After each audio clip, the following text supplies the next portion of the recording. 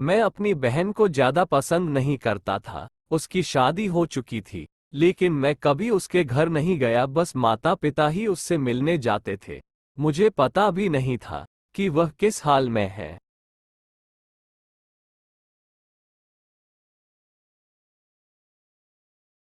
वह कभी कभी मायके आती, तो जाते समय मेरी माँ उसे घर का कुछ सामान भी दे देती। ये बात मेरी पत्नी को बिल्कुल पसंद नहीं थी। जब भी मेरी माँ ऐसा करती, मेरी पत्नी आकर मुझसे शिकायत करने लगती कि तुम्हारी माँ तुम्हारी कमाई कैसे उड़ा रही है। जब भी तुम्हारी बहन आती है, उसे खाली हाथ जाने ही नहीं देती, कुछ ना कुछ जरूर देती हैं। तुम अपनी माँ को बता दो, यह सब नहीं चलेगा। पत्नी की बातें सुन सुनकर मुझे भी गुस्सा आ गया। मैं माँ के पास गया और कहा, माँ ये सब क्या है? जब भी बहन घर आती है, तुम कभी साबुन, कभी चावल का थैला, तो कभी दाल, सब कुछ उसे देती रहती हो। मेरी कमाई तुम ऐसे दूसरों में उड़ाओगी तो तुम्हें भी इस घर से निकाल दूंगा। बहन ने मेरी और माँ की बातें सुन ली। 1 घंटे बाद बहन मेरे कमरे में आई और कहने लगी, भाई जरा रिक्शा ला दोगे, मुझे अपने घर जाना है। बहन की बात सुन के मैं मन ही मन बहुत खुश हुआ, लेकिन दिखावे के लिए बहन से कहने लगा, थोड़े दिन और रुक जाती। नहीं भैया, बच्चों की छुट्टियां खत्म हो गई हैं, अब मुझे घर जाना है। कल से इनकी स्कूल शुरू हो जाएंगे। फिर वह चली गईं। पिताजी के मरने के बाद जब घर का बंटवारा हुआ, तो हम दोनों भाइयों ने आपस में ही बंटवारा कर लिया, लेकिन उसमें से बहन को कुछ नहीं दिया।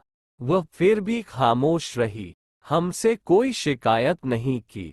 लेकिन हमारी माँ बहुत रोई और कहने लगी,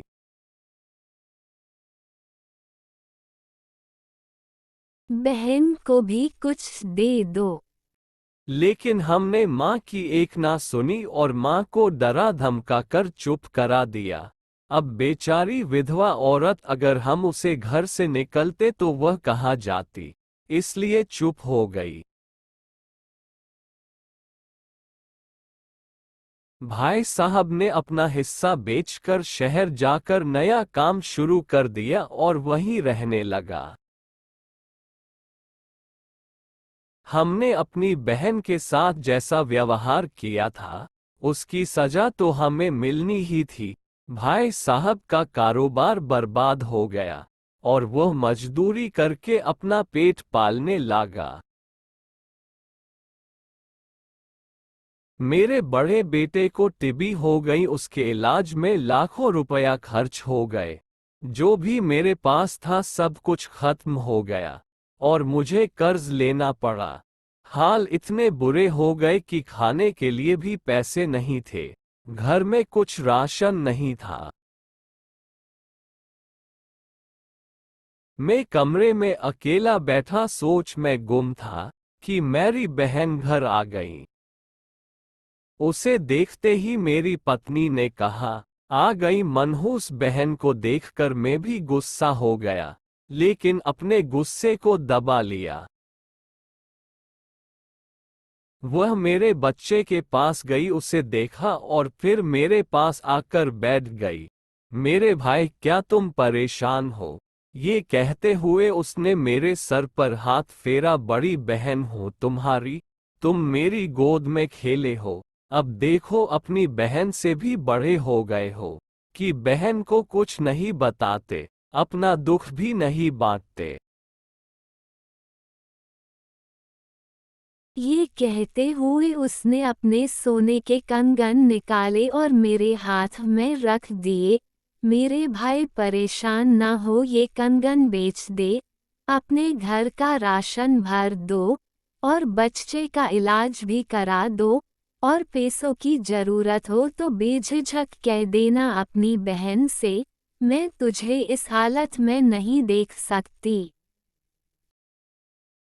और हाँ, जाकर नाई से अपनी दाढ़ी भी बना लेना, देख कितनी बड़ी हो गई है।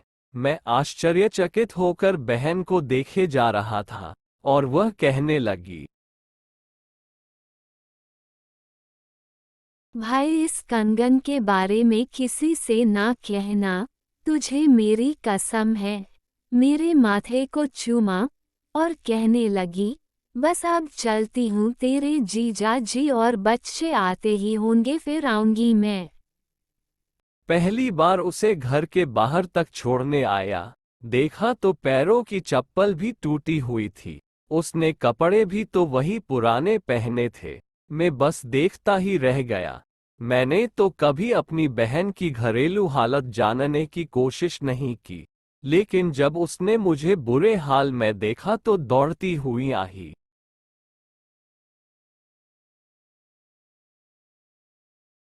और अपने सोने के कंगन भी दे दिए ताकि मैं अपने बच्चे का इलाज करा सकूं और अपने घर का हाल सुधार सकूं। मैं सोचने लगा और मेरी आंखों से आंसू निकलने लगे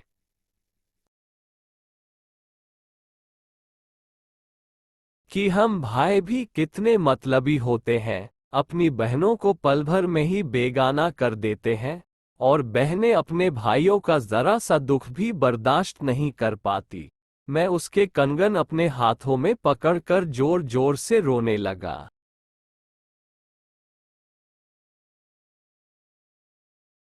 दोस्तों, अपनी बहन अपने ससुराल में न जाने कितने दुख सह रही होगी। कुछ समय उसके पास बैठकर उसका हाल चाल जानने की कोशिश जरूर करिए। मालिक सभी बहनों की झोली खुशियों से भर दे।